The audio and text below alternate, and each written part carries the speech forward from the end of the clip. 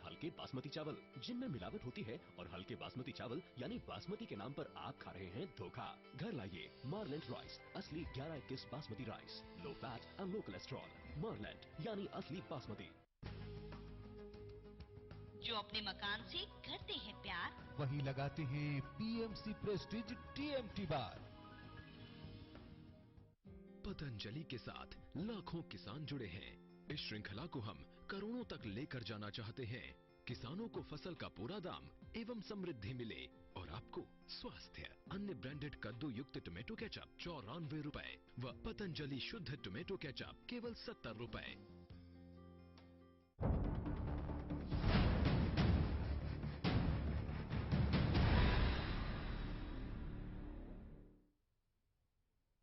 Break के बाद आपका स्वागत है। अमृता भूषण जी सीधे आपके पास आएंगे। मंत्रियों के नाम सामने आए हैं, कई विधायकों के नाम सामने अब तक आ रहे हैं, कई अधिकारियों के नाम भी सामने आ रहे हैं। क्या आपको लगता है इस पूरे मामले की जांच अब निष्पक्ष तरीके से एसआईटी कर पाएगी?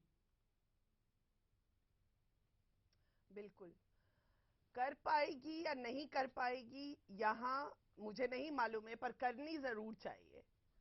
क्योंकि जहां पे प्रश्न विद्यार्थियों का है, जहां पे प्रश्न शिक्षा का है, जहां पे प्रश्न युवाओं का है, जहां हम सबका साथ सबका विकास की बात कर रहे हैं, जहां हम देश को आगे ले जाने की बात कर रहे हैं, वहां पे बार बार बिहार की छवि ठीक करते हैं, और जब जब ये जंगल राज आता है इस छवि को खराब कर देता है।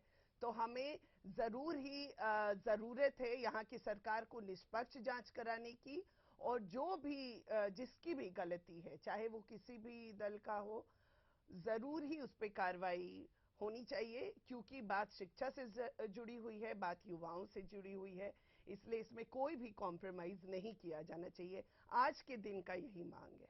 अमृता जी एक बात बताइए, आप भी जनप्रतिनिधि हैं, आपके पार्टी के कई विधायक हैं, क्या जनता की सेवा करने का यह तरीका ठीक होता है कि अगर कोई आपके पास पैरवी लेकर आए और आप उसकी सिफारिश कर दें? देखिए, जब जनप्रतिनिधि कोई आता है तो रोज 200-250 लोग उससे मिलने आते हैं, और उसमें हर किसी की एक अपनी समस्या होती है, और हर किसी का ये मानना होता है कि हमारा जो नेता है वो उसने अगर कह दिया तो काम हो जाएगा। और कितनी बारी ऐसा होता है कि वो जिद करता है कि नहीं आप अभी कहिए, आपको अभी कहना पड़ेगा, और सबको मालूम होता है कि वो जो कह रहे, क्योंकि प्रक्रिया है, किसी भी कंपटीशन का अपना एक प्रक्रिया है, उसके अपने तरीके हैं, वो अलग से उसका कंपटीशन है, होता है, उसकी कॉपी जांच होती है। तो जो लोग अंदर इन्वॉल्व नहीं है, खाली पैरवीकारों पे प्रश्न उठाना, ये मुझे बहुत हद तक बहुत सही इसलिए नहीं लगता है, क्योंकि करना अंत में तो ऑफिसर्स को है, या जो कंपटीशन करा रहे हैं, या जो कॉपी जांच कर रहे आप हैं, क्या या मानती हैं ये सिफारिश सही है? से इन्वॉल्व है अमृता जी ये सिफारिश सही है, तरीका सही है? देखिए, अब कैसे आप पूछ रहे कि कौन सा तरीका है, मुझे ये समझ नहीं आ रहा। जो तरीका आप खुद बता रही हैं, जो तरीका गजानन जी बता रहे हैं, वो तरीका क्या सही है कि अगर आप किसी एग्जाम में या किसी नौकरी के लिए किसी के पास पैरवी करते हैं, क्या जनता की सेवा करने का यह तरीका ठीक है?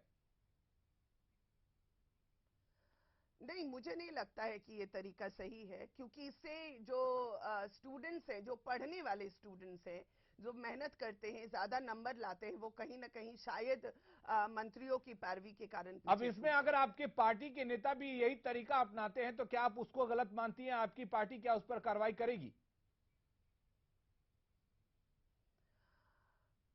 देखिए, मुझे मालूम नहीं है कि उन्होंने क्या पैरवी की या कैसे पैरवी की, पर भाजपा ने हमेशा कहा है और प्रधानमंत्री ने हमेशा कहा है कि जो गलत है वो गलत है और जो सही है वो सही है।